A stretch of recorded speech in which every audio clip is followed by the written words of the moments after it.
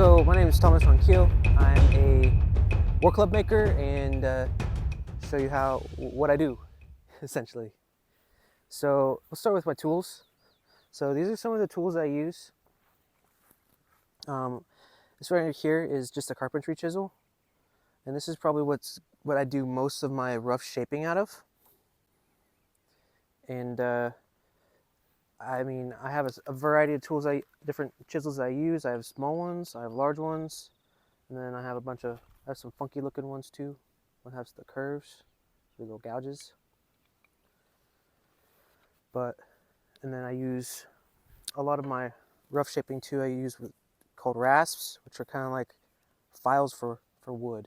You know, they have little teeth that rough the piece of wood out. So right here, I have my carving mallet. So this is kind of what I'll use my chisel to kind of chip pieces of wood off so that I can continue to shape it, you know. So this is probably my most used tool here, you know, just a simple mallet, because I have so many different chisels, but I'm always using this, right? I use my saw here. This is just a Japanese style saw. And you can see here that in this piece,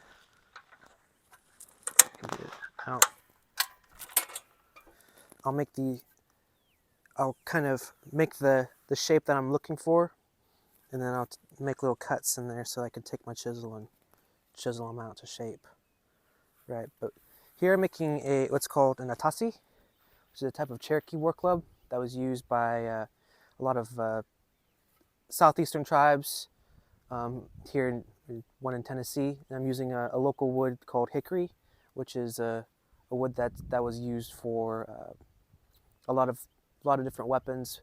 But the specific meaning behind hickory, especially for the Cherokee, was so each tribe had their own typical wood that they would use that represented them. And Wolf Clan, the clan that had most of the war chiefs for the tribe, they chose hickory because that's their club that's their wood that they use to make their clubs out of, right? So, and sometimes I'll kind of go over, make my design, and I'll probably go over it a few times to kind of get a design that I want, and sometimes it just something that calls out to me, you know. So just kind of.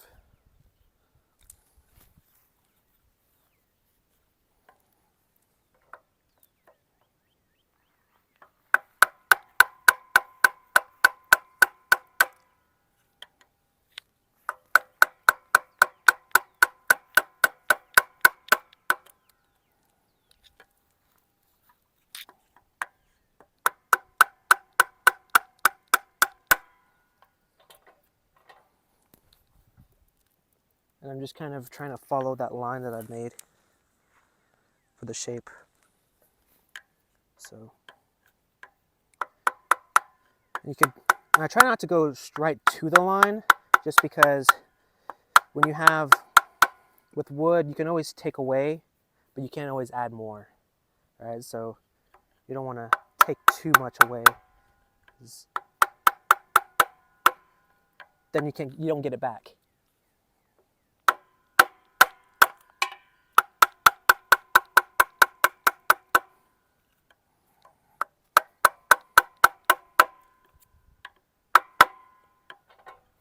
See. Okay. So I got into club making from my father. He was making a club from an uncle of mine and his son.